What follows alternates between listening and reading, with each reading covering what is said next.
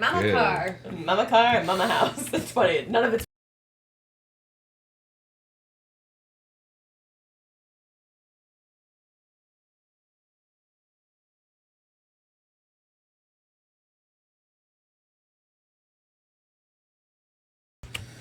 All right, guys, how you doing tonight? Captain Dylan Hubbard here with First Mate Will McClure. Gonna be giving you guys tons of fishing tips, tricks, and giving away lots of secrets, doing fishing report information and a Q&A.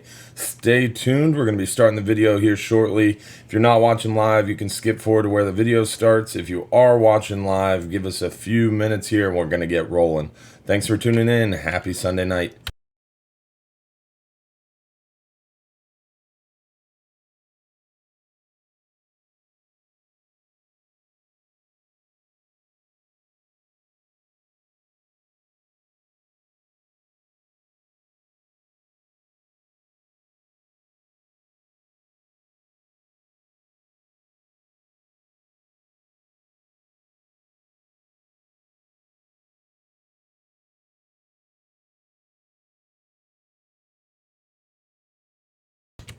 What about the red tide? It does not here yet.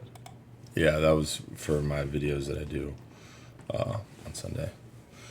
All right, guys, we're going to be starting here very shortly. Give us a second. We're going to get rolling here. Thanks for tuning in.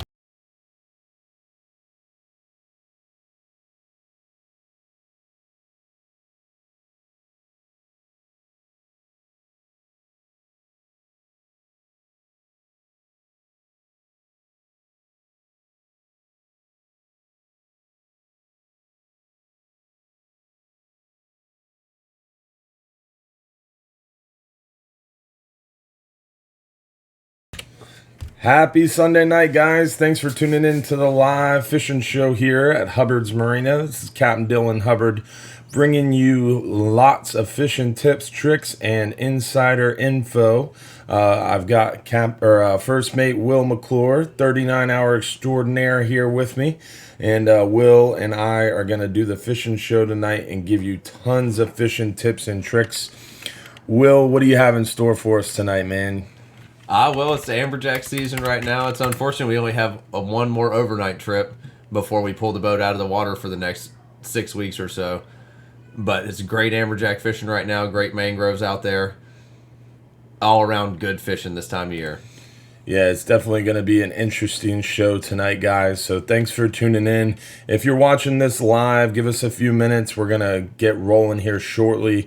Make sure if you're watching this live, help us spread the word. Share this video stream with your favorite fishing club or on your timeline. And comment where you're watching from. Click like if you love this fishing show or if you like fishing with us at Hubbard's Marina. Give us the thumbs up if we're loud and clear, and give us a second. We're going to be kicking this off shortly. If you're not watching this live, go ahead and skip forward to where you see the video start. We'll be starting very shortly. Again, guest Will McClure is in the studio tonight to add lots of helpful information, guys, so it's going to be a great night. Stay tuned.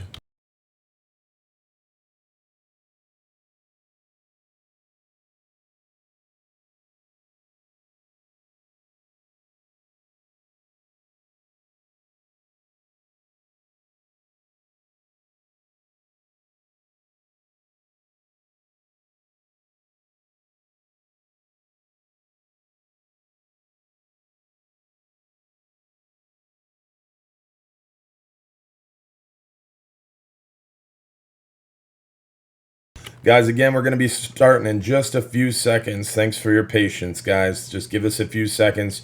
Remember to give us a thumbs up if you can hear us loud and clear. Comment where you're watching from and share this stream on your timeline. We're going to be starting in just a few seconds.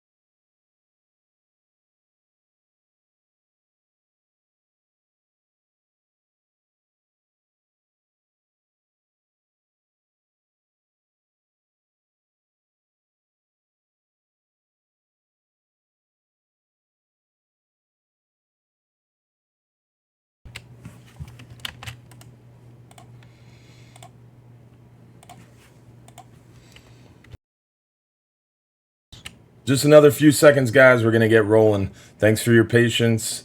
Remember, thumbs up if you enjoy the fishing show and you can hear us loud and clear. And comment where you're watching from. We're going to get rolling here very.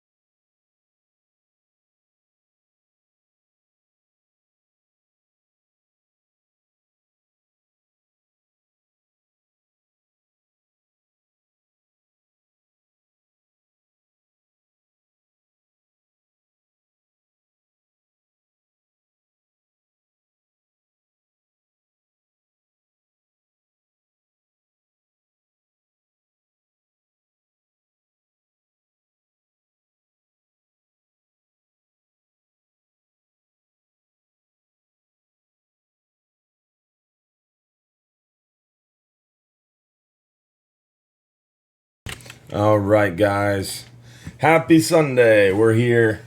The man, the myth, legend, Will McClure is in studio with us tonight to answer your questions all about deep sea fishing, offshore fishing, near shore fishing, and we're going to give you lots of helpful information, tips, tricks, and more tonight. Always start out by giving a little bit of fishing report. This week we're going to do things a little different. Normally we start out right away with the short fishing report, and then we do a lot of questions and answers. This week we're going to do a little bit more of a seminar style. Will's going to give you lots of his tips and tricks from the 39-hour trip. We're going to go over a few topics. Mainly going to start out by talking about what we caught on this last 39-hour, Will and I, or 44-hour. I always do that. We're going to talk a little bit about this recent 44-hour Will just got back off of this morning.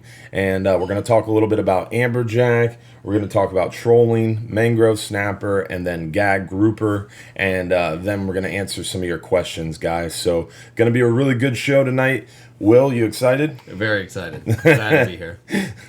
It's going to be a good night, guys. So thanks for tuning in, y'all. Give us a thumbs up if you can hear us loud and clear, and comment where you're watching from, and help us spread the word by sharing this stream with your favorite fishing club or your timeline, and help us get your friends to watch too, because it's going to be a good night. So first things first, we're going to get rolling with how this 44-hour was, and we're going to show off some of the fish that we caught.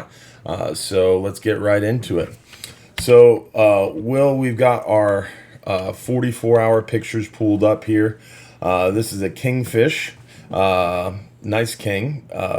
You've been seeing a lot of kingfish on these trips, right? Yeah, the kingfish are steady out there through the summer. They don't really move out like they do inshore. The kingfish are generally in the middle grounds or around that area throughout the year. Nice. Maybe not big ones, and sometimes it is very big ones. I think we had some big ones on this trip and lost them around with those amberjacks. On the troller, or you're catching those kingfish bottom dropping? Bottom dropping. We had some big bites. Nice. And we lost one big fish. Ed lost a big one trolling this trip as well. Wow. I know that one guy not too many trips ago, bigger guy, was trolling with that 80 wide, and he came back and he had a burn on his thumb from that, what he claimed to be like a 90-pound wahoo. Yep. That was wild. I remember that thumb burn. I've been there before. Yeah. Catch a fish so big, it screamed and dragged so fast that it literally burnt this guy's thumb a couple trips ago. Mm-hmm.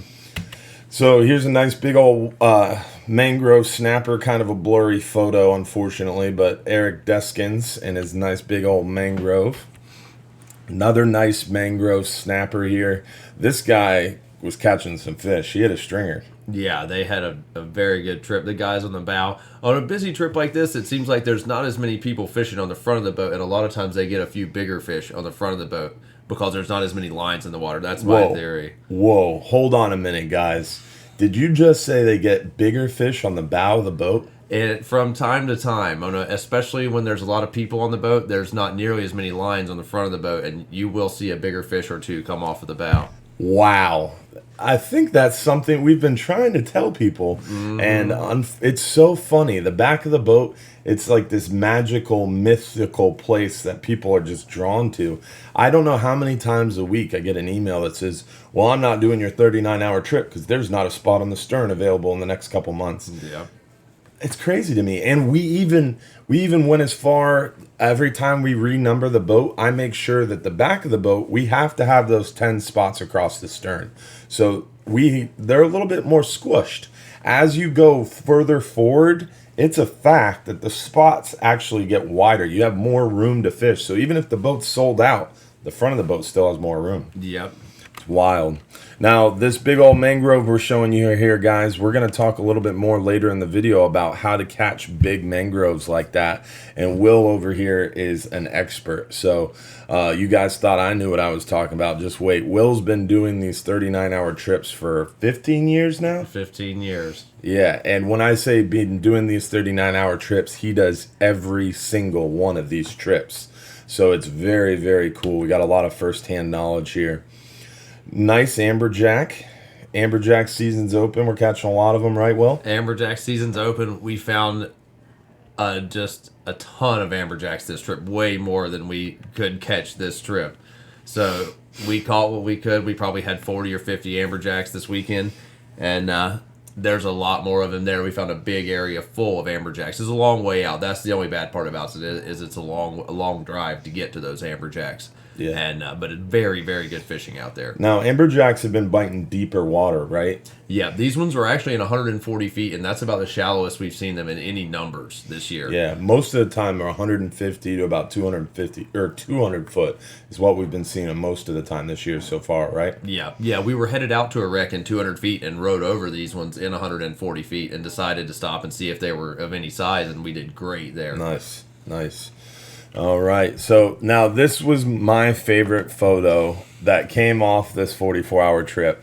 For those of you who don't realize what's going on here is we've been really trying very hard lately at Hubbard's Marina to help teach people how to vent a fish. And one thing we have on our website, if you go to hubbardsmarina.com, so our main website, hubbardsmarina.com, go to fishing trips and go to 39-hour fishing trip.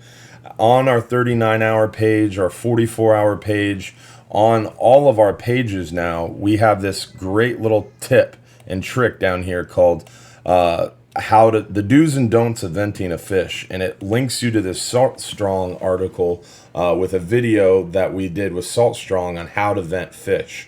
So this is a great resource to use before you do a fishing trip with us to learn how to vent a fish, and that's at the bottom of our 39-hour page. But Will did this.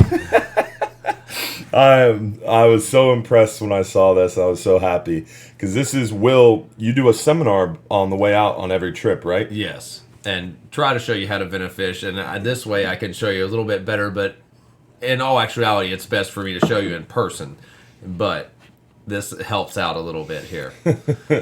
So this was on the way out. Basically, what'll happen is the crew will call you into the galley area on the ride out on a 39-hour or 44-hour trip to do a little fishing seminar where it shows you show them firsthand how to do a double snell rig, right? Yes. So double snell rigs. He goes over the bait, how to cut bait, how to rig the bait, and then this time you drew a little drawing, a little art class for him too. Yep, it's amberjack season. We're catching some red snappers we have to throw back. We're catching some porgies that we use for bait out there.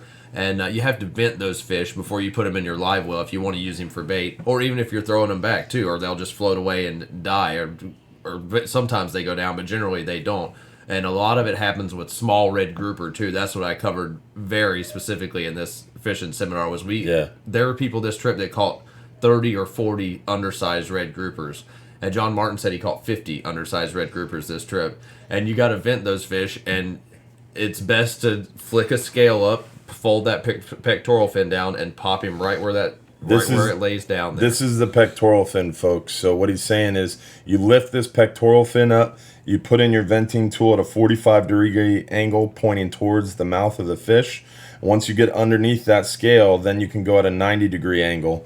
But the very important thing to remember is to use that thumb and forefinger as a guard, so that way your venting tool doesn't slip all the way down into the fish. Yeah, there are insides in that fish that you don't want to mess up, so you don't want to go too deep in, just enough to pop him where you hear the air come out and then get that fish back in the water. And on that comment you made about the undersized red grouper and catching so many of them, that's a really good problem to have. What we've noticed in the past is we have these undersized red grouper near shore, and we catch them in shallower waters. This year, the red grouper bite near shore has been really poor, and a lot of people are saying, "Oh, the red grouper are in trouble. There's no nursery. There's no next generation of red grouper being born." And I was talking about this at the National Marine Fisheries meeting with the head of FWRI and some other marine biologists. To my experience, what I've seen this year when I was running the Flying Hub 2 during red snapper season, and what you just confirmed, is a lot of those younger red grouper are out in deeper water right now. Yeah, the middle grounds is blanketed with 15-inch red grouper right now.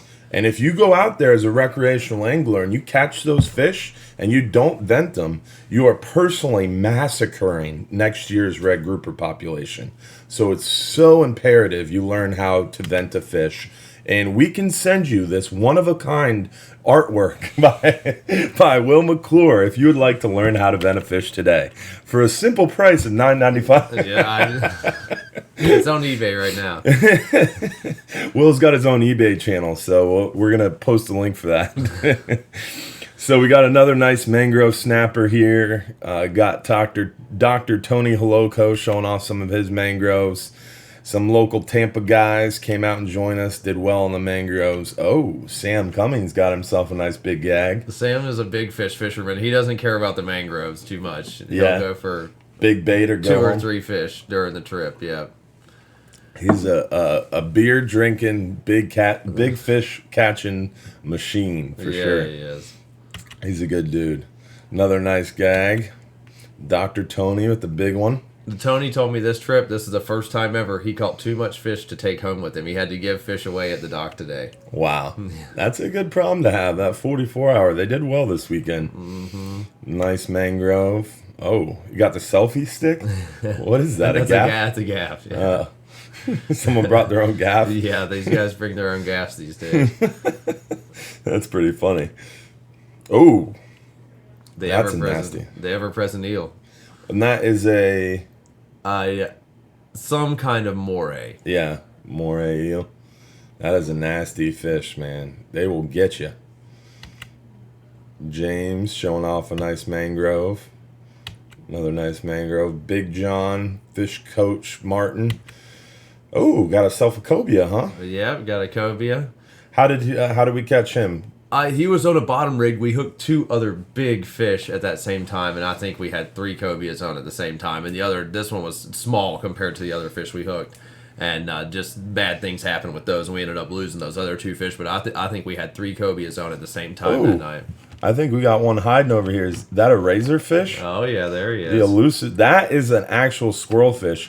I get in arguments all the time with people about the gray snapper, white grunt thing, but that is a squirrel fish, folks. What a lot of people call squirrel fish that we use for bait is actually a Gulf perch or sand perch. That is what's called a razorfish, but its scientific name is squirrel fish. That's pretty interesting. They're good eating fish. We had some big ones this trip. Yeah. Kept a couple of them. Nice mangroves. The ever-present American red snapper. Vented and released, of course. Jighead Ed, nice big gag grouper. Another one. Ooh, Gus got himself a big gag. Very cool. Nice box of fish. Bob and his food pictures. He is good with that. He loves his food. Tammy makes some good food out there. Dan Jackman with his grouper. Nice jacks. Oh. That may have been jackpot. I'm not sure who won the jackpot today, but Chris that's a close to 50-pound fish right there. That's a big one. Dang, that's a big vermilion. That was a Now- 3 to 4 pound vermilion too. That is a vermilion or vermilion snapper or beeliner, not an American red snapper. Those things are really good eating, right? Very good. When they get that size, they're much different than the 10 to 14 inch fish. Yeah, so they taste different too. The meat's thicker. It holds better on the ice. Yeah, they are a much more meatier fish when they get to that size. Very cool. And they're out there in the deep water with those jacks. We didn't really fish for them this trip either. Everybody was targeting the amberjacks, but a couple of guys that were fishing for smaller fish caught some of those while we were catching the jacks. The vermilion killer is the old high-speed chicken feed, right? A chicken rig will get those things. Yeah, with the cube of squid. Yeah, and there's a couple of guys during the jack spots that filled up a bucket of those vermilions. Yeah, instead of targeting amberjack, they're out there targeting those big vermilions. Pretty cool. Oh, man. That's a nice jack. That jack's bigger than he is almost. Nice. Oh, yeah. Dr. Tony showing it off. Getting her done. Look at that rod bend. That is a serious rod bend. Oh, yes. We use that for bait? Somebody kept that fish actually. Oh, took him home to eat it? Yeah, we talked about it and kept him. Interesting. Nice AP. Yep.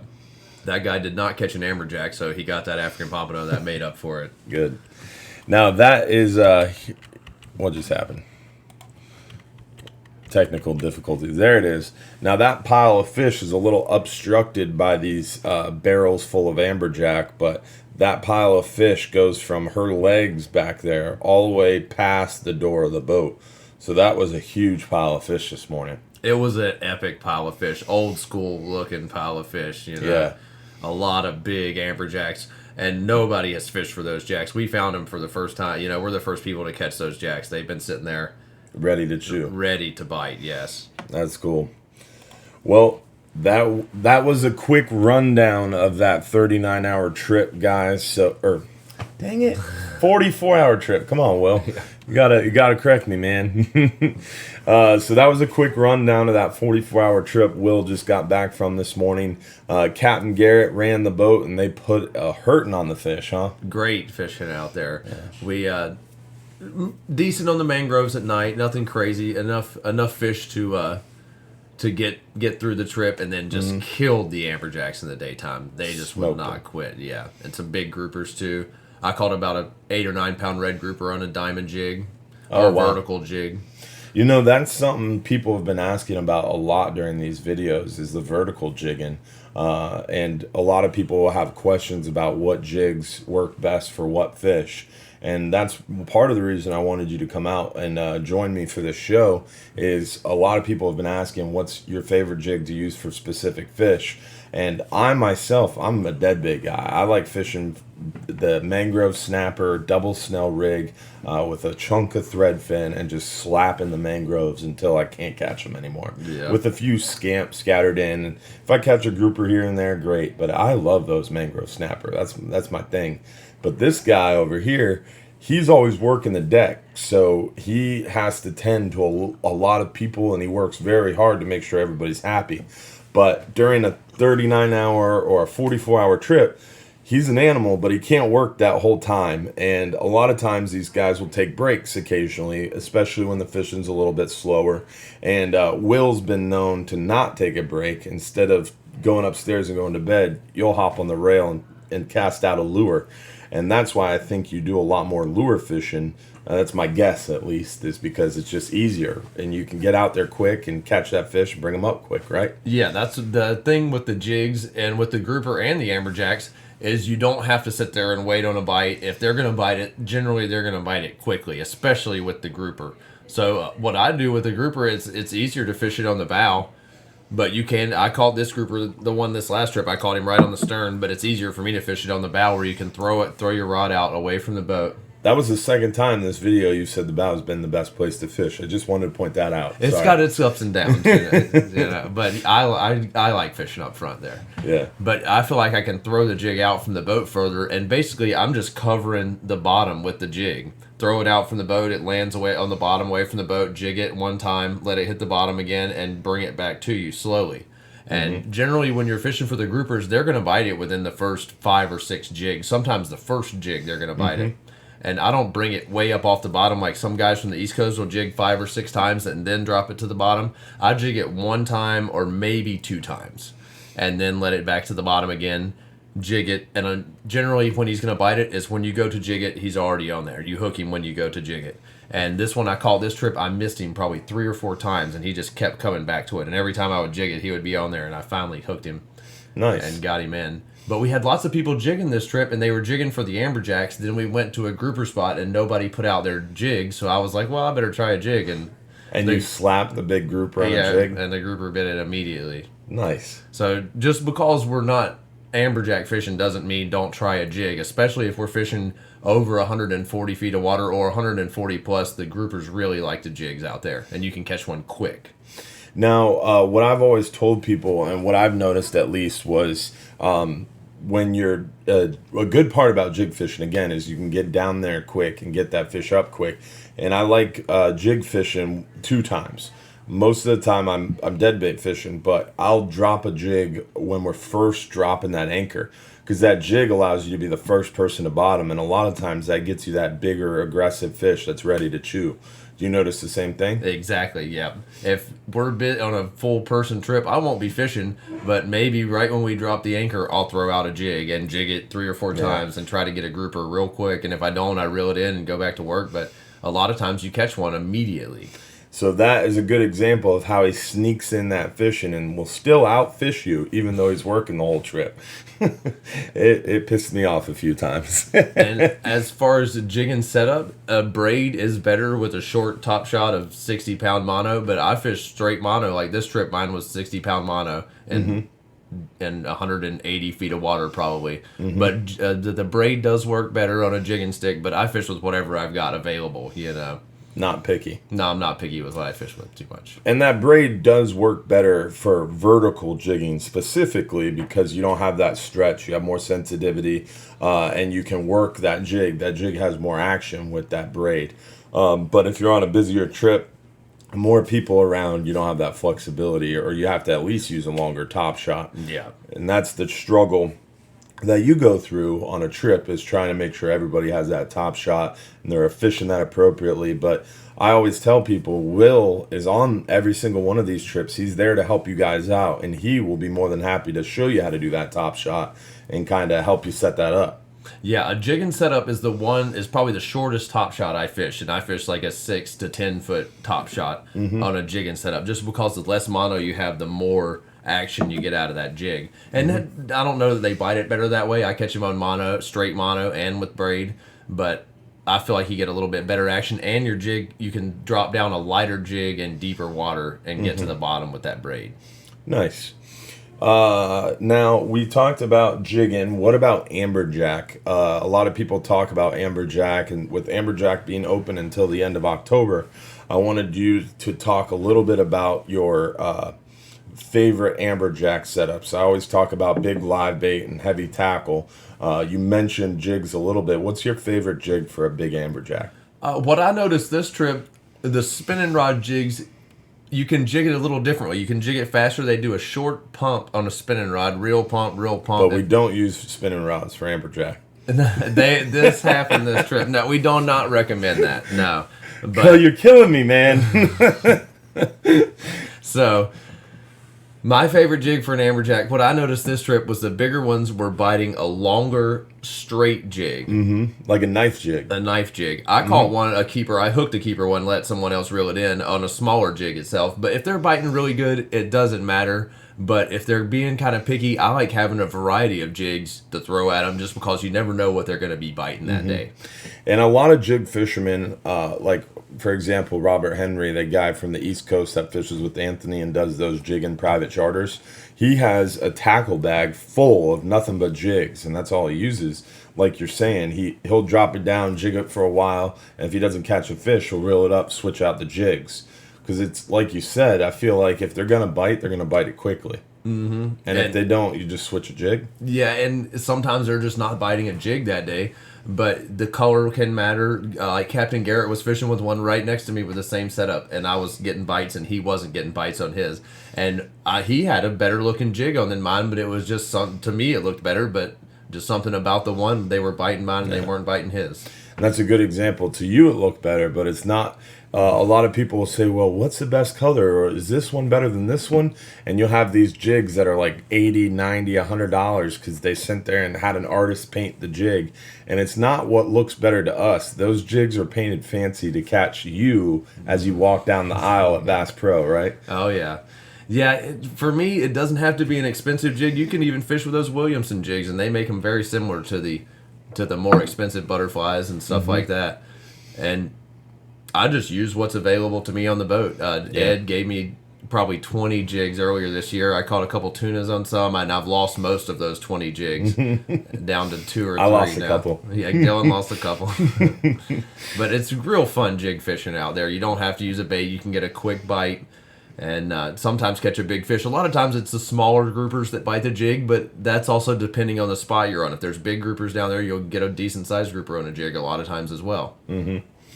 Cool. What up? Now Amberjack, my favorite. That, my favorite vertical jig for Amberjack is that big knife jig, real super long and fat and heavy, or a big huge hammered diamond jig. I love that. Yeah, the hammered diamond jig is classic. Yeah, But I did notice a kid this trip that was doing better than the rest was using the long knife jig. Probably a 6 to 8 ounce, probably 8 ounce knife jig. Yeah, those like 10, 12-inch knife jigs. Mm-hmm. Yeah, Williamson makes them. Offshore Angler makes them.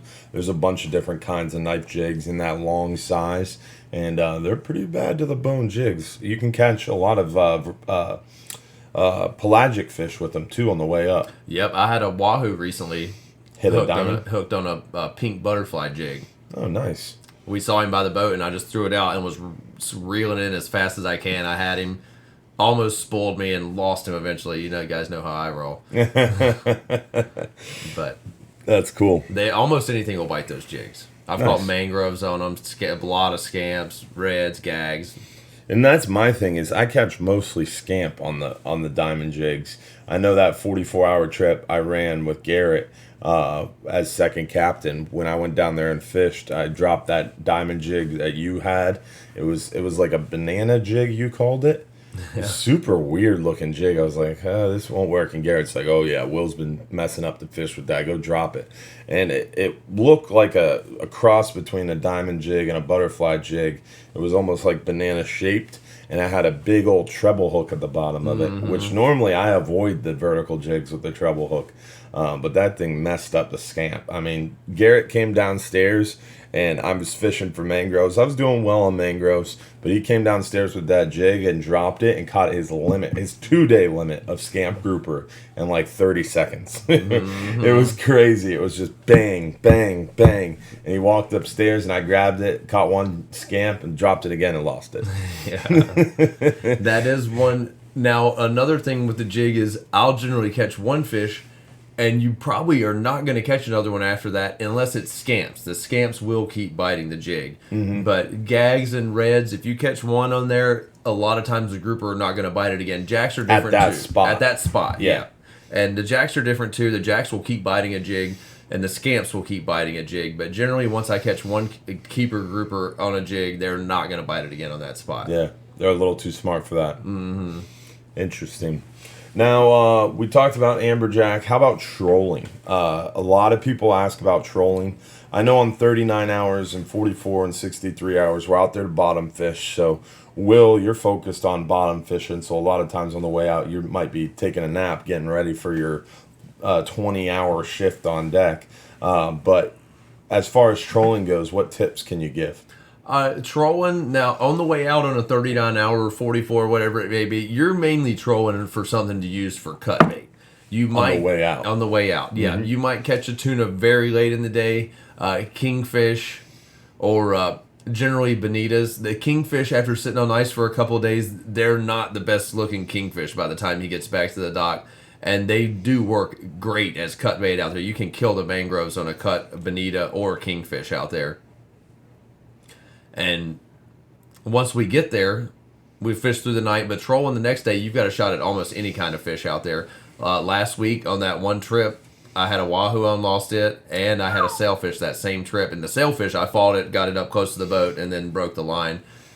Oh, we got to show the sailfish video. That one's a good one. I haven't seen that one yet either. You haven't seen that video? We're going to show you guys the sailfish video.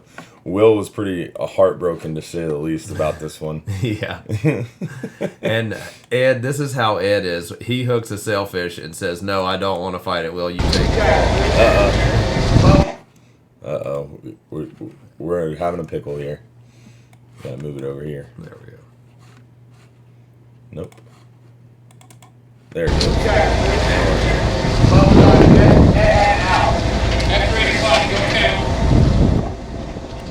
Yeah, that was a free line pinfish. Alright, we'll start it over for you folks.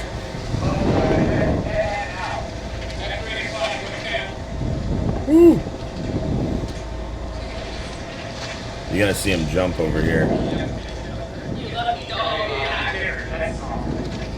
There it is. Beautiful fish. I got him on video right now. The best jump is going to be right over here in this corner. I wasn't sure if he got that one or not. Yeah. Yeah. That fish looked right at me when he jumped out of the water. On video. Are you video? Oh, there it is. Video. I got him on video. Let me slide on video. Are you video?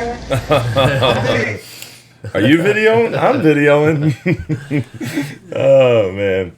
Always a lot of fun on a party boat trying to land a fish like that. But you said that was on a free line pinfish? But yeah, neither of those were trolling. Those fish are out there right now. I hooked a wahoo that trip, lost it at night, and then that sailfish later on that day, same day. That was the only two fish I fought that trip, was a sailfish and a wahoo. That was a good day, even though I didn't land either one of them.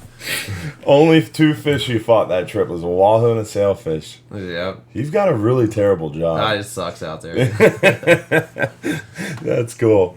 All right, so trolling, basically your tip is the game fish, the trophy fish, are going to be that second day while you're offshore. Yeah, don't get crazy the first day. I even try to sleep as much as I can on the way out so you can fish hard through the night. I know you guys are jacked up and wanting to just go at it. But the way out, 9 times out of 10, you're not going to put anything of quality in the box. And then if you're going to sleep hard then, and then stay up during the day the next day and put out a big rig during the day while we're moving around, and you got a much better shot at a tuna, big kingfish, wahoo, sailfish, something like that while we're out there in the middle grounds as opposed to trolling on the way out. Cool. All right, so mangrove snapper. We talk a lot about mangrove. Like I mentioned before, guys, mangrove snapper is probably one of my favorite fish to catch. I know I've shown you guys this before. If you go to hubbardsmarina.com, go to fishing trips, and under fishing trips tab, you go to fishing tips. Under the fishing tips tab are all our video tips. That scotch has got you burping, dog. Yeah, Burp. The mangrove snapper fishing tips are right on the bottom of that page, and this video is all my mangrove snapper fishing tips and tricks. But we're not here tonight to talk about my fishing tips and tricks. It's all about you, man. What's your mangrove snapper secrets? We want to know them all. All right, so what I do with the mangroves, we recommend fishing a 60-pound leader out there, especially right now, because we can keep the gag groupers, but you can get away with a 50-pound fluorocarbon leader, which is almost as strong as 60-pound is, and you will get a couple extra bites that way. I like to fish a 5 or 6/0 hook. It seems to me that the guys fishing with a bigger hook will a lot of times catch a bigger mangrove snapper on that hook. I don't know why that is, but it seems like the guys fishing a bigger hook will catch a bigger mangrove snapper a lot of times. And I've noticed that as well. Like near shore, you want to use more like a 4 or 5/0 hook, but once you get out there past seems like 100, 120 foot of water is that magical cutoff point where that 5 to 6/0 hook starts getting a little bit better. As far as the leader line goes, I know you guys have sitting there thinking, well, normally we recommend 40 pound, and that's what the website says. 40 pound is the preferred leader strength for mangrove snapper, but this time of year with gag grouper being open, especially with Captain Garrett, he really requires that 60-pound test. Garrett gets a little bit upset with that light tackle stuff, huh? Yeah, he doesn't like you breaking off fish, and really this time of year, the gag grouper bite isn't crazy, and the ones that are biting, they bite at night. The majority of them while we're fishing for the mangroves, and a lot of those are biting on the dead bait. They're biting on the thread fins while we're fishing for the mangroves. And that right there is why Garrett doesn't like that 40-pound test, because we're catching a majority of gags at night when we're fishing for mangroves on mangrove bait. So if you're using light 30, 40-pound leader, that's when you're going to break off that gag, and he sits down there in the bottom, grunts, and shuts down the bite for everybody else. Yeah. And yeah, it's not like wintertime where there's tons of them down there right now. You got to catch the ones you hook right now. And fishing with 40 or 30-pound tests, the water's real warm right now. They're fast in that warm water. They break your line a lot easier this time of year than they do in the wintertime. At least it seems that way to me. So I would say 50-pound fluoro or 60-pound even if you don't want to get broke off. And you can still lose fish fishing with 60-pound test out there. Yeah. So definitely a double snell rig, right? Double snail, 5 or 6 alt hook. And now one other thing I'll do is, especially if there's some bigger fish biting, you can use a bigger hook on the bottom and a smaller one on the top. Don't tell people that. Yeah. No, that's mine. We do that from time to time, especially when there's some groupers biting at night and maybe you're missing a couple of big bites you had. I go with a little bit bigger hook on the bottom because the bigger hook goes into the bigger part of the thread fin. Mm-hmm. So you're not going to mess the bait up that way. The smaller hook goes in the tail, or the top hook goes in the tail, so you put a bigger hook on the bottom and a little bit smaller one on top. And what he means by the bigger hook goes in the bigger part of the thread fin, you always want that thinner piece or smaller piece of the bait or smaller end of the bait pointed towards your weight. So if you're holding your hook, your first hook, you put that first hook in the top half or thicker half of the bait. So typically on a thread fin, if you're holding it straight up and down, cell phone. So if you're holding it straight up and down, you'd cut the head off, cut the tail off, and you'd put that big hook towards the head part of that thread fin. Is that what you're talking about? That's it. Yep. I always hook the bottom hook first, right by the head or in the thickest part of the back, and then the top hook right in the tail. Mm-hmm. And basically, when you catch a fish on that thread fin, you're going to hook it on the bottom hook 9 out of 10 times. Mm-hmm. And that top hook is just sitting there holding the bait on there. So the top hook, I try to get it right in the backbone where the top hook is going to actually hold your bait on the hook, and the bottom hook is going to be the fish catching hook. Nice. And you will hook a fish or two on the top hook, but 9 times out of 10, it's on the bottom hook. Mm-hmm. And one other thing I'll do, very important, and I'll tell you this if you come on the boat, but people don't listen to me, is drop your line down to the bottom. When you get to the bottom, reel in 6 or 7 cranks, and then put your line back to the bottom again. Mm-hmm. You've got like some slack in your line when you drop it down there, and if you tighten up your line, drop it back down again, you feel the bites a lot better that way. Yeah, and it seems to, what I tell people is as you drop down to bottom every now and again, or I'll put my thumb on, you slow your descent to bottom, and that's going to stop that big, huge gap or loop in your line. Also, when you drop down to bottom, every now and again I'll stop, and that'll keep that lead near the swivel, because what happens is as that bait goes down to bottom in 120, 150, 180 foot of water, the drag of the bait will pull that swivel away from your lead. Yep. And that's what makes you lose sensitivity on that bite. So when you drop down to bottom and then you lift up your rod tip, you should be able to feel your swivel hit that lead and lift that lead out of the bottom. If you lift your rod tip up and you don't feel that lead, that means your swivel is far away from your lead. And that's why Will's technique of just cranking it up off the bottom and setting it back down works, because again, he's simply getting that leader stretched out and presenting that bait naturally. I always like to drop my bait down to bottom and I'll let it sit for a few seconds, because a lot of times you might get that big aggressive I will fish. do that too, yes. Okay. So you'll crank it up, but you'll wait a few seconds before you do that. Now, if I'm fishing just for mangroves, the mangroves do not care. And I'll drop down, reel up, drop back down again. But if you think there might be a grouper down there, the groupers do see that bait move around. I feel like he doesn't not come and hit it as well after you move it. Yes. So leave it still for a minute. If you think there's a grouper down there, if you don't get a bite within 30 seconds or so, reel it up, put it back down Straighten out again. that leader. Yeah, and the mangroves do not care if you reel it up and put it back down again. But I feel like the groupers do care if you reel it up and put it back down again. Yeah. They see it move around, and then that scares them away a little bit. One thing that I did when I was younger that really kind of opened my eyes to grouper behavior is scuba diving. We swam down, or we dove on a ledge, and we put out a chum block, and we sat back and went negative buoyancy, and we watched that chum block, and a big old gag comes out from underneath the ledge and looks at it, looks at us, and then he did a big circle around that chum block. And then a couple minutes later, he did a little tighter circle around it. And the whole time, the snappers are in there going nuts. And this grouper is just doing a big circle. Then he does a tighter circle. Then he does a tighter circle. And then all of a sudden, all the snapper kind of part ways, and he just comes over and it nails it. But he looked at that thing for probably close to 10 minutes before he hit it. Yep. And that's the same thing on that bottom when you're holding that live bait on the bottom. If you're sitting there constantly lifting up your tip or talking to your buddy, drinking your beer, not moving your rod tip with the boat, you've got no shot at that grouper. No. And what I'm talking is thread fin.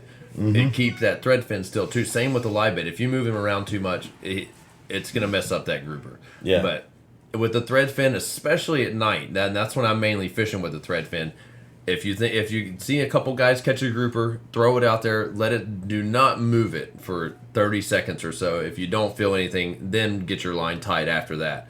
But I catch a lot of groupers, throw it out, let it sit there. As soon as it hits the bottom, or as that thread fin is drifting down to the bottom, he's going to come hit it. Nice. And the last grouper I caught like that. The last gag I caught that exact same way. Threw it out, let it sit there, boom, immediate. Y'all may have seen it on Bob's video recently. You may have seen that action online. So we're getting a lot of good fishing tips and tricks here, guys. If you're enjoying the video tonight, please give it a thumbs up. Make sure you click like on the video. Share this with your friends. Share it on your timeline. We're going to get into some questions now. We kind of covered a lot of the topics we wanted to cover tonight. So now we're going to get into the Q&A part of it. If you guys have a question, feel free to post your your question in the comments now. We're going to start reading through some of these comments and trying to answer some of these questions for you guys. You see James's comment? Oh, monkey. When will he grow up? When? Well, I don't understand what he's talking about. All right, so let's see here. What kind of question? Steve Tucker said, hopefully aquatic nutrition chums are helping y'all. Definitely. We love our aquatic nutrition chum. Super shrimps, one of our favorite things to use for those hogfish. Love the super shrimps. Chum drop. Remember that big old box of chum we got? Oh, yeah. We used every bit of that on the overnight trip. Yeah, and we'll use most of it, Steve. Yeah. So that aquatic nutrition chum is good stuff. They sent us some product, and we have fallen in love with it for sure. That chum drop was good. And Alan Burbaker brings us a lot of that, too. Yeah. Alan Burbaker is the one who got us hooked up with it. But chum drop, the other one is bait cloud, or no, it's chum drop snapper up. That was my favorite. Snapper up. Yeah, the snapper up. That was a good one. All right, let's see here. What other questions?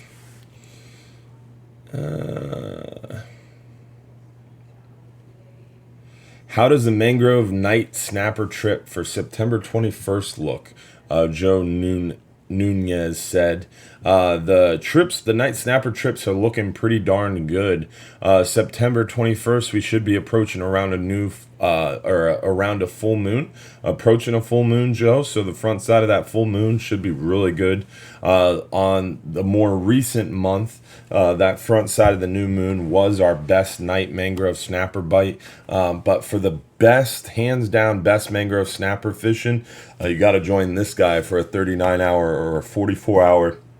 The 39-hour, you get about, 5-6 hours a night fishing on average. Oh, we start at midnight, generally. Yeah. We try to start fishing at midnight. Sometimes we have to go a little bit further, but we like to start at midnight. So around 5-6 hours a night fishing. And then on a 44-hour, the whole difference between a 39 and 44-hour, you get more night fishing time on a 44. Yeah, we started fishing late this trip, and then we probably started at 8:30. Nice.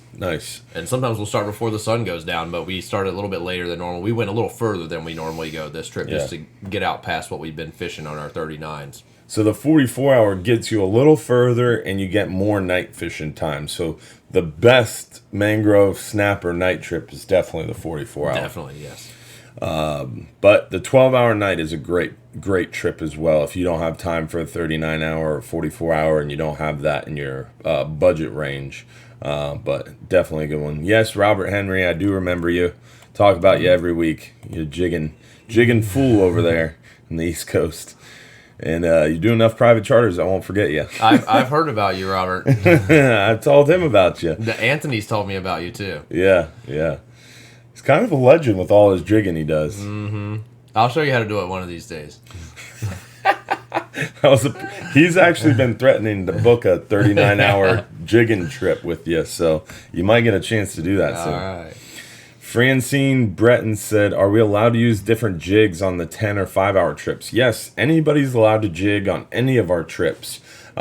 We just, sometimes on a more full trip, like a sold out 5-hour trip, it might be a little difficult to jig. But on the lighter loads, or even on a sold out trip, if you're up towards the front, you got more room to work, and jigging works really well. So more experienced anglers can jig on pretty much any trip. But lighter loads, especially up towards the bow, is the place to jig. Yeah. I skipped over that one. Robert Henry said, color for jigging isn't anywhere near as important as fall pattern. So falling pattern of the jig is the best difference in catching fish, is what Robert Henry says. He may know better than we do. He probably does. Yeah. He probably does. He should be the next guest, I think. Oh, yeah. Dylan Gone said, is there any birthday specials? Well, Dylan, we are going to make your birthday very special at Hubbard's Marina. Let me show you real quick here. At hubbardsmarina.com, you can go to info, and then you can go to free birthday trip for all the information about our free birthday trips. So yes, Dylan, to answer your question, there's a lot of birthday specials. You just have to come on your actual birthday and bring someone along who's willing to pay full price.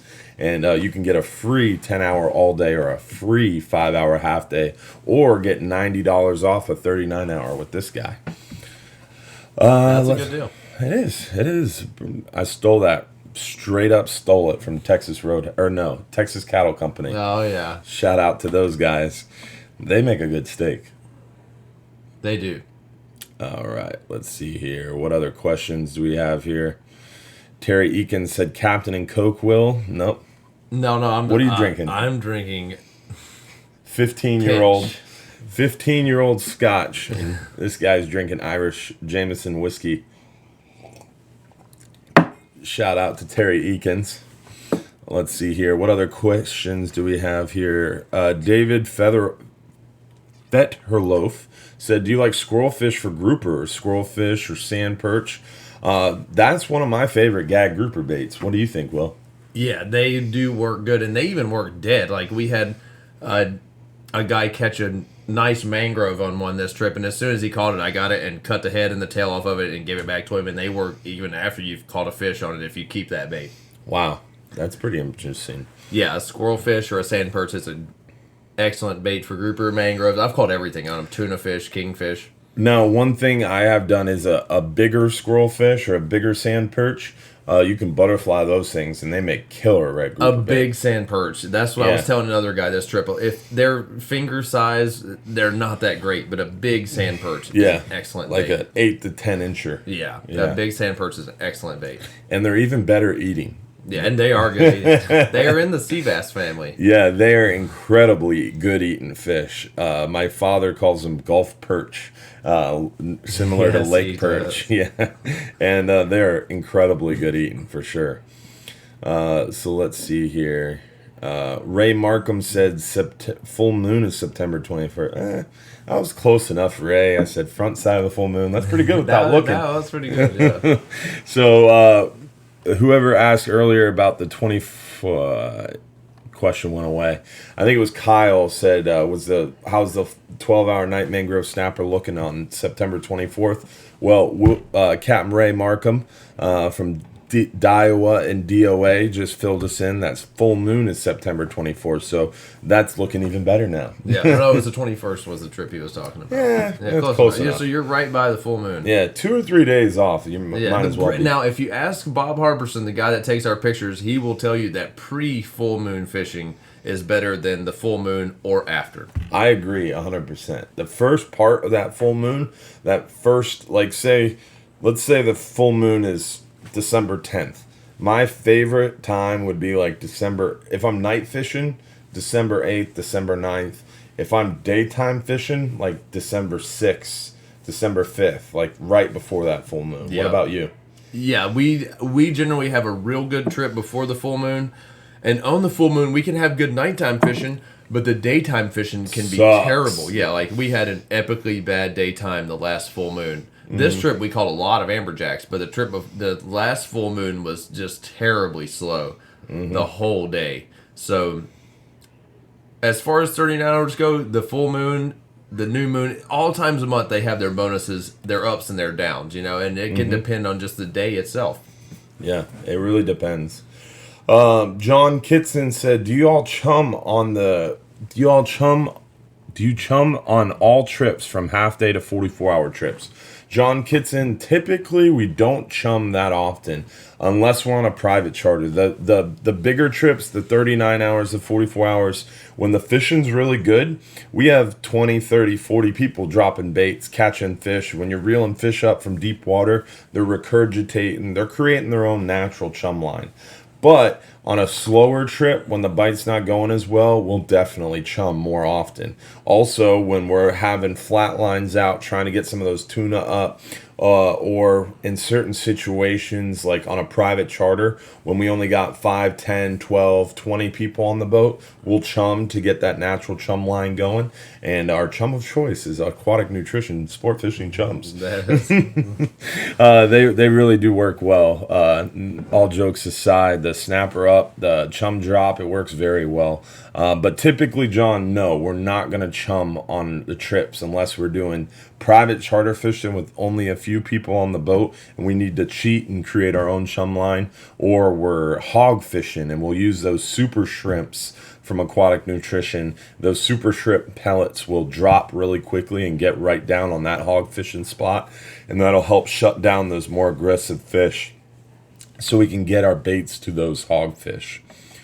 Ron Moore said, how has the bite been on the 10-hour trip, going on a 10-hour September 2nd? Ron, today the 10-hour trip was a little slow, a little on the poor side. We did really well today near shore on the half-day trip and on our shorter private charter on the hub. But the Flying Hub 2 went out there for an 8-hour. We had the 10-hour out there, and they struggled a little bit further from shore today. But you did well offshore over the weekend. But we were on those amberjacks, and they can bite during the day and on a full moon too. On a full moon, yeah, yeah. So I can see why they possibly did not do well today on the other trips. Yeah, but overall, Ron, to answer your question on the 10-hour trip, they've been doing pretty well, fairly consistent on the hogfish.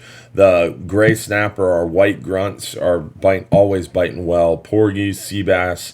We've been catching a handful of lanes on that 10-hour trip. Right now, you're going to have a chance for those kingfish. Probably by September 2nd, you'd have a good shot at a kingfish on a flat line. Especially if you're fishing up towards the bow with that flat line, you'd have a real good shot at a kingfish as well. So, Martin Grasso, Morehead City, North Carolina. You're from North Carolina? I'm from Shelby, North Carolina. Shelby, North Carolina. That's about an hour away from Morehead City, if I'm not mistaken. There you go. Tim Fisher said, are there any dry docks scheduled this fall? Yes, sir, Tim.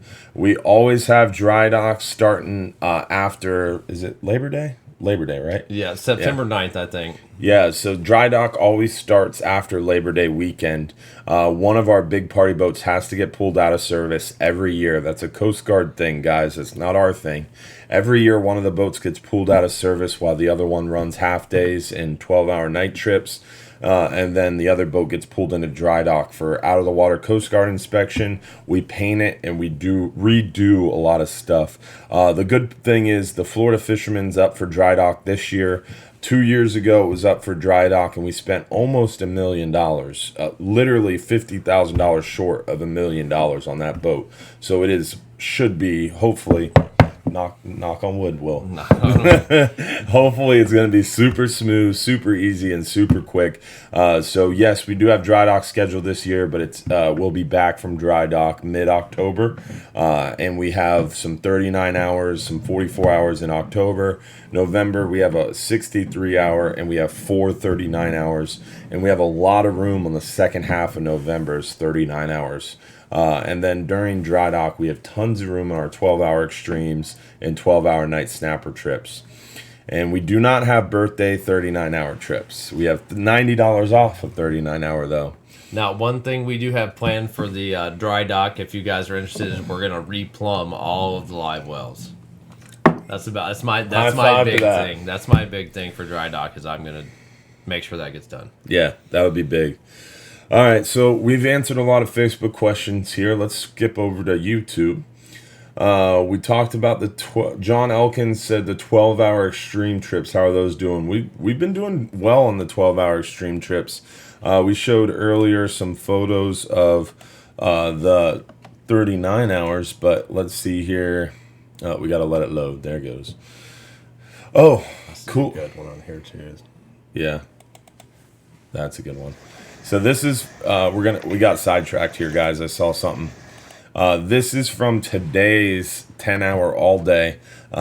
Smokey sent me this video here. Redfish? Yeah, that is a spawning aggregation of redfish they ran across on the 10-hour all day. Stupid. Huge redfish. Look at it. I've never seen them like that before. Look how thick they are. That's because you fish too far from shore, dude. Yeah. These are near shore spawning aggregations. But you caught, I remember not too long ago, maybe like 3 or 4 years ago, we caught a big spawning redfish out there. Yep. It was super long, but it was super skinny and like sickly. It looked like he had gotten lost and turned the wrong way or something. Mm-hmm. But this is another shot from Smokey on the 10-hour all day today, just thick with redfish. Spring and fall, those redfish go out there to spawn. And it's very important, if you can avoid it, don't fish for them, because those redfish are out there to spawn and spawn only. They don't really feed too much, but they are very hungry. So if you present a bait, a lot of times it's easy to catch them. They're very fragile. Typically they die very easily, and they're out there to spawn, so leave them alone if you can. Really hate to see a boat working those fish. When we see them, we try to avoid them. A lot of times we don't see them until they come up, and we'll catch 6 to 10 of them as they swim by the boat, and then all of a sudden they all come up to the surface once we reel a few of them up. And then the bull sharks show up. So we try to avoid fishing for them. We try to avoid throwing baits at them. But it is pretty unique to see, to say the least. Redfish are closed. Did you know redfish are closed in federal waters? The redfish have not had a open season in federal waters in like 4 or 5 years. There's not a slot limit, nothing. You can't keep redfish in federal waters. So there's no reason you should be targeting redfish offshore. They're out there to spawn, and we need to do our part to protect them for those inshore guys. But to answer the question, 12-hour extreme trip. This is a photo from a recent 12-hour extreme trip. We are not fishing that many people. Today's 12-hour extreme trip went out with 7 people. The last one only had 8 people. So a bunch of these grouper and 6 amberjack is a really good catch for the amount of people that we're bringing out there. So we're definitely doing well on the 12-hour extremes. A lot of catch and release red snapper, some big fat grouper, some nice amberjack on the 12-hour extremes. So it's definitely a good time of year. That's my foot, dude. It's definitely a good time of year to get out there and enjoy some 12-hour extreme fishing as well. So during dry dock, when Will's 39-hour trip is not going on, the 12-hour extreme is a great option for you, John. This is when I like to get out and fish a 12-hour extreme trip myself. I don't get to do it most times a year, but I'll do it once or twice this time of year. Christopher Lean said, can you use vermilion for amberjack? And no, you can't. No, you cannot use amberjack or vermilion for amberjack. You can use certain kinds of porgies for amberjack and virtually any other non-regulated fish. Yeah. Basically, any reef fish that has an FMP or fishery management plan you cannot use for bait. So that would include vermilion snapper, yellowtail snapper, mangrove snapper. You can't use any of those, lane snapper. You can't use any of those fish for bait. Sea bass, pinfish, pigfish, squirrelfish, Blue runner. spadefish, blue runners. Those are all considered bait fish. Porgy. Pink porgies you can't use for bait. Knob eyes you can't. There's a few porgies you can use for bait, and this guy's an expert, so he will definitely help you out, Christopher, on a 39 hour and show you what baits you can use for amberjacks. But those big offshore baits that we catch when we're actually out there, that's the bait that's gonna get the big amberjack, right? Or unless you catch some spade fish at the dock. Spades Ooh. are great amberjack bait. That's a killer amberjack bait. And there's some bigger, just any inshore fish that you can, a big blue runner, big pinfish, if you can get a hold of any of those, they will catch big amberjacks as well. Yep. Let's see here. What other questions do we have from YouTube? Must be... John Elkins said, must be reading Instagram. Don't see none of that here. We have Facebook running and we have YouTube running, guys. So I appreciate you guys' questions, and we try to get to them as quick as we can. Jake Hodges said he saw a bunch of snook 2 days ago around noontime popping bait on top of the water in Johns Pass, only about 3 foot of water off the rocks. That's true, John. Literally in the morning, it was Friday morning. I was out there filming my sunrise fishing report video, and I literally had trouble talking over the sound of the snook popping. Yeah, I think the snooks are running from the red tide right now. Personally, we aren't seeing it in the past yet, and They're thick. tons, so many, and they're all slot size too. They're Monster. not small ones. But right now the the snook aren't open. When snook open here, they open September 1st? Something like that. Yeah. When snook opens September 1st, they're going to be gone. Yeah, they'll be in Clearwater by then or further. I don't know if you guys can see that. Let me see if I can get that. It's not on my computer, so it's difficult. That is a photo that Anthony sent me the other morning. Those are all snook. That is snook just loaded down. That was right there on the stern quarter of the Florida fishermen. Just the end of the dock, just piled up with them snook. And that's the same way from Johns Pass Bridge all the way down. The whole north side of Johns Pass is loaded up like that with snook. Also with a lot of tarpon sprinkled through. So Jake is right. The snook are thick inside Johns Pass. And there's no red tide in our area. At least no thick red tide. Yeah, if you want to go catch a snook, you can go catch one in Johns Pass at night right now. Yeah, we did get reports today. Anthony on the Flying Hub 2 was fishing southwest, and as he came on the very western tip of the shipping channel of Egmont Key, or the ditch, saw a lot of dead fish around 8 to 10 mile mark. And then the 10-hour all day was out there fishing to the south as well, and they saw a lot of dead fish between 3 to 8 miles from shore. Yesterday we had that huge storm come up from Miami and push northwest, and I had a really strong breeze out of the southeast, and I think that's pushed a lot of the dead fish off of Sarasota County and Anna Maria, and pushed it out into the Gulf towards us. So I'm hoping those dead fish don't breed at more red tide in our offshore waters, but we have so far been red tide. We have red tide background levels and low levels in Pinellas County, but we haven't had huge fish kills. We haven't had the breathing irritation. We've been really blessed so far, right? We have been very, very lucky with the red tide. We haven't even lost a live bait to red tide yet. Yeah, knock on wood. That rain, I feel like the rain really helped us this weekend, and the more rain we get keeps it going down to the south. I don't know. Yeah. Hopefully it just I don't know. Hopefully We're it getting stays late away. in the year. Yeah, we're getting late in the year where the red tide goes away this time of year generally. Yeah, we need a big cold front to kill it off. No Clue Fishing said, when is the boat going down for repairs? Again, after Labor Day, we go to dry dock. So our last 39-hour trip is this weekend, right? Yeah, which really sucks. The fishing's great out there right now. We just found a pile of fish out there that. But guys, you have the 12-hour extreme trip. You've got Flying Hub 1 private charters, a 12-hour private charter on the Flying Hub 1 for up to 6 people to get you out to that 39 and 44-hour area is only $1,700. That includes fish cutting, rod and reel. That even includes a minimal gratuity. So literally cheaper than a 39-hour trip. You can take 5 of your friends on a private charter on the Flying Hub 1. So there's plenty of options. That one gets out there.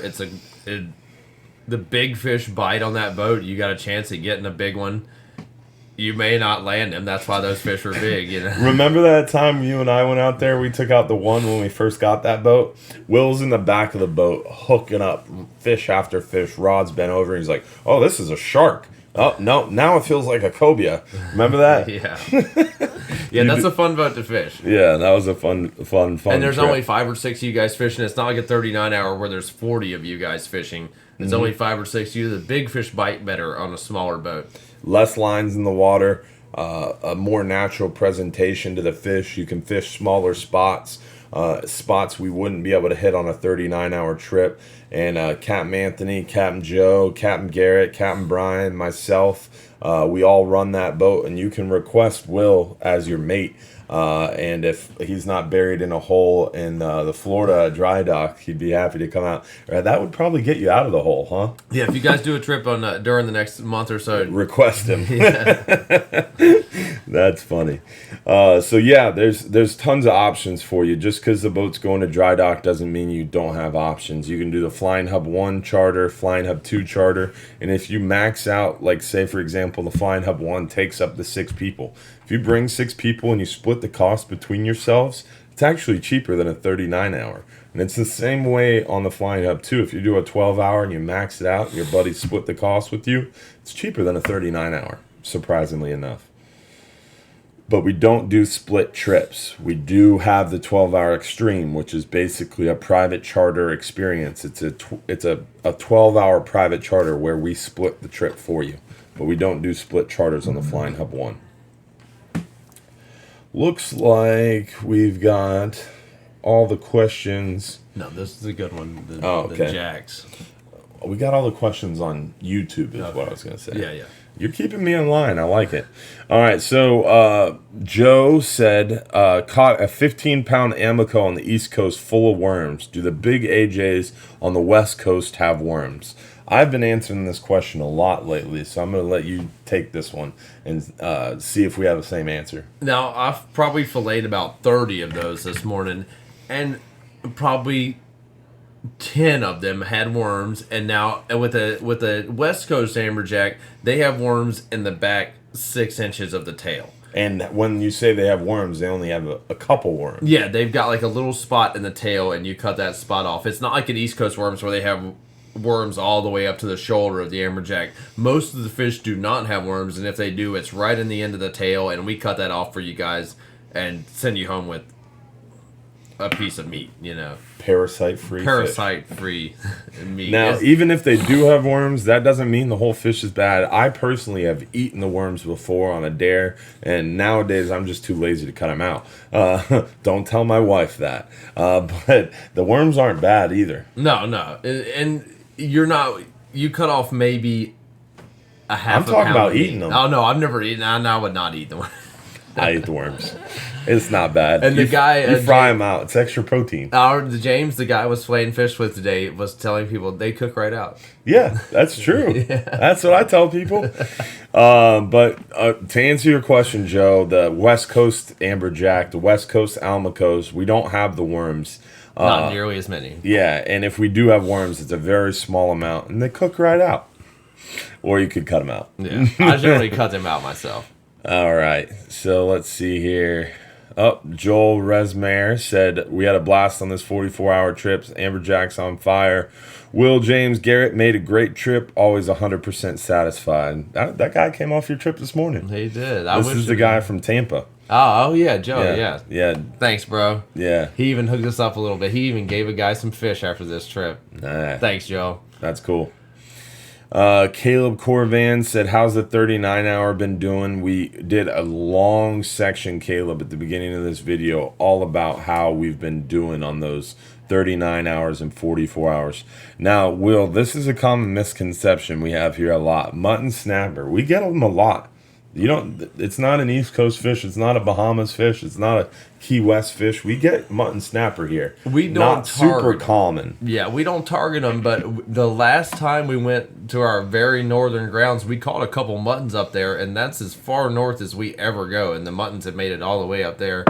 So, not numbers of them, but we probably caught more muttons this year than we have in the last 5 years at least. Maybe since I've been working here, we probably caught 30 or 40 muttons this year. I agree completely. It seems like every year we catch more and more mutton. And they've done a really good job on the East Coast of managing that fishery. In the Keys, they've managed that fishery very strictly. And I think we're seeing benefits of it here in the Gulf. Yep. Yeah, the muttons are moving up north here. We caught them on, like I said, our very northern grounds, and I've never seen them catch them there before. We may have, but I've never seen us catch them. Yeah, when I was younger, I remember catching muttons when we ran way south of the elbow, but that was about it. Nowadays, we catch muttons in the elbows fairly commonly. And then I remember the last trip I ran in July. First spot I hit was the southern edge of the grounds on the Flying Hub 2.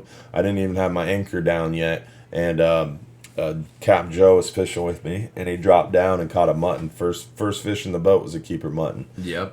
So we see mutton snapper distributed pretty thoroughly through our central west coast Florida waters, and that's why I think we're one of the blessed areas. I mean, we have grouper, snapper, amberjack, pelagics, billfish, Yellowtail. I mean, we have a very robust, healthy fishery here, central west coast of Florida.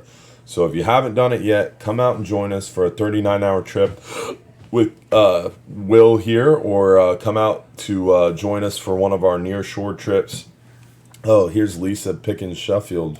Will, we were eating that Hopkins meatpacking sausage tonight on our charcuterie board. Yeah, so shout out to you, Lisa. Let's see here. Any advice for kids fishing around the pass, bridge, or jetty?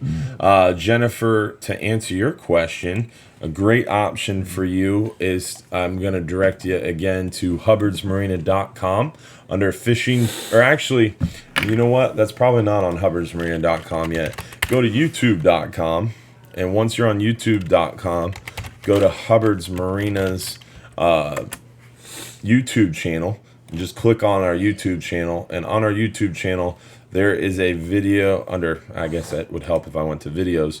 So under YouTube you can look up the How to Fish John's Pass video. You know, you could always just search it. And you can come fish at the dock as well. Yeah. Dylan does not mind if you come fish right off his dock. There you go, How to Fish John's Pass. So at YouTube you could just go How to Fish John's Pass, Hubbard's Marina, and you can find that How to Fish John's Pass video. And I literally, this is me walking you through our tackle shop, pointing you out to what works, what tackle we recommend, and it talks about what Will just mentioned, where we don't mind if you're, especially with kids, if you're coming down to fish our dock, as long as the office is open and we're not actively loading or unloading a boat, you're welcome to come fish our dock, and we'd be happy to show you what tips and tricks we know and what we can help you do to catch more fish with your kids. All about getting kids hooked on fishing, Jennifer, so we'd be more than happy to get you set up and help you out and make sure that your kid has a great time fishing on the dock. Kyle Gentry said, when can we expect the 2019 schedule to come out? Typically, we release our 2019 schedule around early part of December. So around December 1st is when our 2019 schedule will come out. Maybe the end of November, but we always will announce it here on our live videos. We'll announce it on our email newsletter as well. So a lot of stuff can be answered there. Now, Lisa Pickens Sheffield said, are there any classes where someone could go and get a hands-on lesson on how to use and read a bottom machine? Yes, Lisa, we've got the question, we've got the thing just for you right here. I'm gonna show you something special.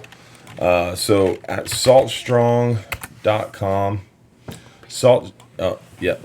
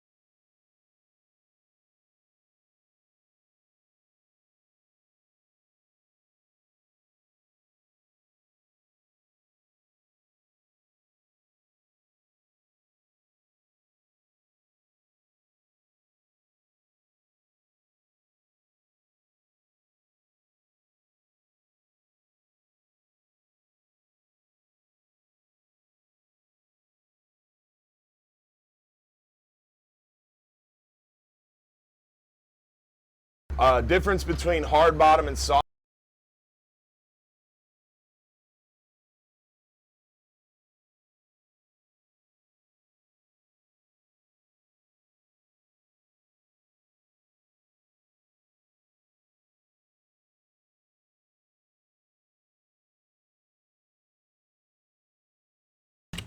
Oops. Sorry about that, guys. The audio didn't go out.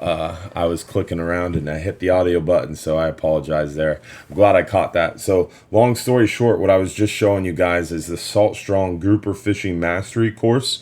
Salt Strong is a great group of local guys, and they helped film with me a grouper mastery course.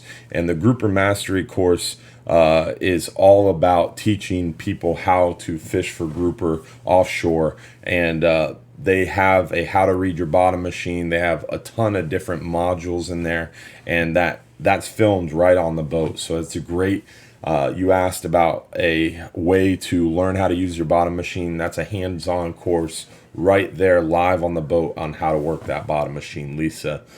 So that's a good option for you. Or you can always hire myself or one of our many captains at Hubbard's Marina to come out in your boat and show you how to read the bottom machine live on your boat as well. I'd be more than happy to come out fishing with you on your boat and teach you how to use your bottom machine one-on-one as well. So we do that for you too. So the options are endless. And at Hubbard's Marina, we do a little bit of everything. So thanks for tuning in, guys. I appreciate Will coming to join me tonight. And thanks for tuning in, guys. Remember, if you're too busy to go fishing, you're just too busy. Have a wonderful night. Hopefully, we'll see you soon at Hubbard's Marina, guys. Thanks for tuning in, guys. Have a good night.